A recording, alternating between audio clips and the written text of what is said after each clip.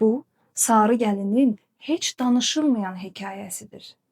Biri vardı, biri yoxdu. Uca dağların qoynunda, dumanın səhər mehirə rəqs etdiyi, çayların layla tək zümzümə etdiyi bir kənddə gözəl qız yaşayırdı. Günəş onun telinə sığal çəkəndə, parlaq şüalar belə həsəddən saralardı. El aləm onu Sarı Gəlin deyə çağırardı. Lakin onu başqa xanımlardan fərqləndirən təkcə günəşdən pay almış qızılı, gür saçları değildi. Ruhunun zərifliyi, düşüncəsinin dərinliyi idi. O insanların qəlbinə yol tapmağı bacarırdı. Kimin səsi titrəyirdisə, həmin titrəyişi ilk o duyar, kimin qəlbi qırılırdısa, yaranı ilk o sarıyardı. Elin o biri başında dağların əzəmətini seyr edərək böyümüş bir gənc yaşayırdı. Əli torpağın bərəkətinə, ürəyi isə dağ havasının sərtliyinə alışmışdı. Onların yolları ilk dəfə bulaq başında kəsişdi. O an suyun şırıltısı sanki deyilməyən sözlərin tərcümanı oldu. Oğlan qızın gözlərində təlatümsüz,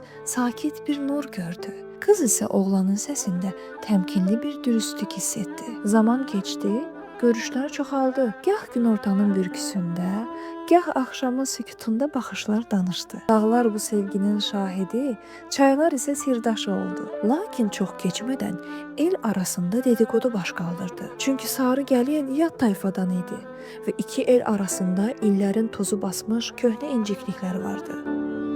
Qızın atası söz-söhbətə son qoymaq üçün onu varlı bir bəylə nişanlamağa qərar verdi. Bu hökm qızın səadəti üçün yox, güya adətlərə hörmət xatirinə verilmişdi. Unutmuşdular ki, qorxu çox vaxt özünü qayğı libasında gizlədər. Bir gecə oğlan gəldi və dedi: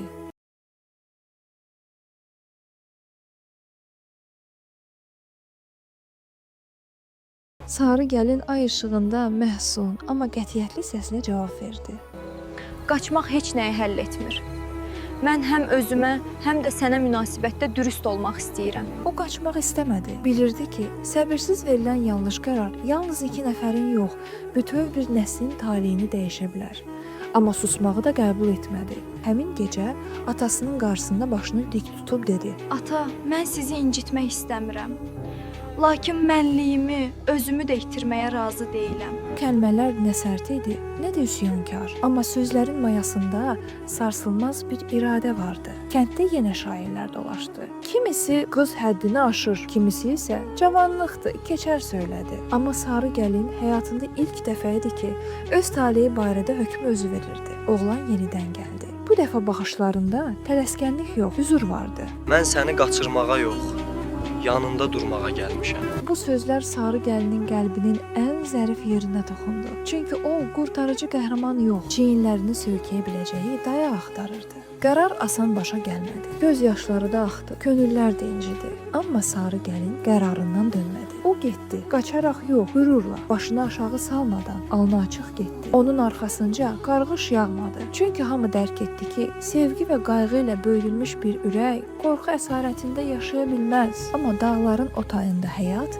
nağıllardakı kimi asan olmadı. Çətinliklər, yoxsulluq cavanları sınağa çəkdi. Lakin bu çətinlik məcburiyyətin yox, öz seçimlərinin ağırlığı idi. Sarı Gəlin öz qərarlarının məsuliyyətini daşıyırdı. İllər sonra o geriyə boylandı. Dağlar yenə həmin vüqarında, çaylar yenə öz axarında idi. Amma o artıq başqa biri idi. Anlamışdı ki, onun incəliyi zəiflik əlaməti deyilmiş. Onun itayəti boyun əymək deyilmiş. O sadəcə sevdiyi üçün yox, öz mənliyini qorumaq üçün getmişdi. O gündən sonra el arasında bir kəlam dolaşdı. Zəriflik acizlik deyil, ruhun cəsarətinin ədəb pərdəsidir. Nağıl isə burada bitdi. Amma deyilənə görə Sarı Gəlinin məhzun və qürurlu səsi hələ də o dağlarda əks-səda verir.